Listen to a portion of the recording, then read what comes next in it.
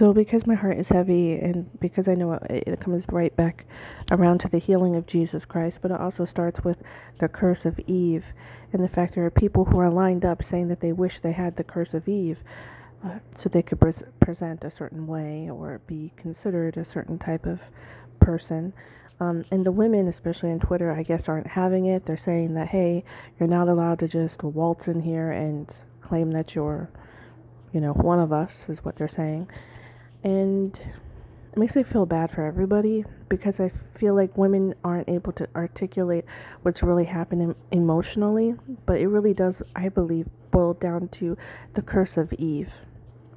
Basically, 13 years old, you have the mind of a kid still, and you're kicked in the gut one day, and emotionally your feelings are raw, and you feel fatigued, and you have headaches, and you have blood to match for days. And then this goes on every single month for like ever, feels like. Then when you get close to your husband, you are the vessel that breaks, not him. He breaks you. He's always reminding you through that you were made to be broken, not him, because he's the stronger. So you bleed for that too, just to be married. And then you bleed to have children. You're there shedding your blood for your children, not your husband. He watches. So the curse of Eve is not a type of, like womanhood isn't bought with just shedding blood once, but several times over, every single month for years on end. And to be with your husband and to have children, it's a lot of blood shedding.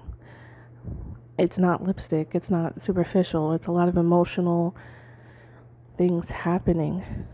So I kind of feel like women aren't able to really define, outside of the obvious, why they're so upset, why they're so emotional about this, what the real cost is, because people keep asking. Well, I mean, it makes me sad too, because I have my own issues with that gender stuff. Like, I look at these people in dresses and I feel like that. I feel without being disrespectful, I feel like a dude in a dress, like I don't feel like a woman.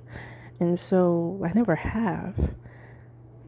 And they feel and act more feminine than me, and they seem to enjoy womanhood more than me, and they're not, really women. They haven't paid with blood yet.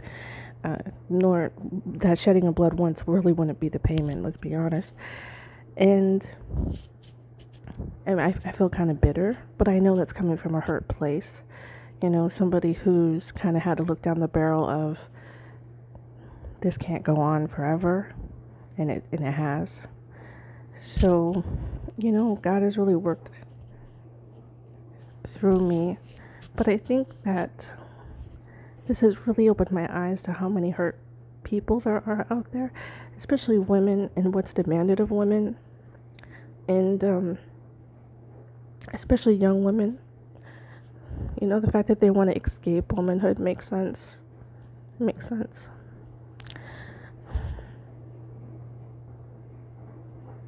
Healing comes in Christ, because that shedding of the blood stops. It stops when we leave this place, whether it's death or, the rapture, or however it works. When we're in heaven with God, these are not curses that we'll be under anymore. So it really isn't forever. Even though it feels that way, it's not.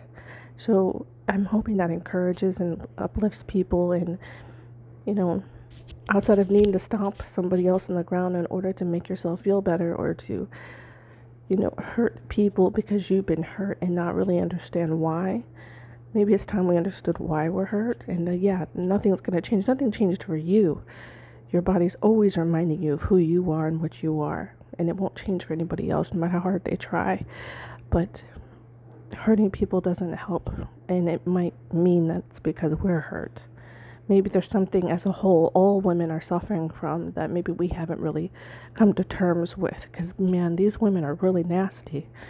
And as much as I don't agree with everything everybody's doing, these women, they're coming against these people that I don't agree with these people, but I don't agree with the way the women are coming at them, the way they're pushing and being mean and rude, and the harsh things they have to say. It just made me realize there's so much hurt and wounding You know, we couldn't escape us and what our body does to us. There's no way we can live in a reality that says otherwise. I mean, it just faces us every month.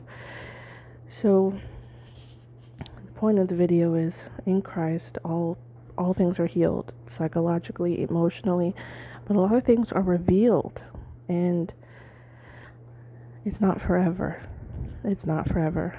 In Him, when this life ends, our afterlife will begin, and we will no longer be under curses. So we got to stop acting like we can't escape this, because one day we will, and it's only through Him. This is Linda of Christ is King forever. May God be with you.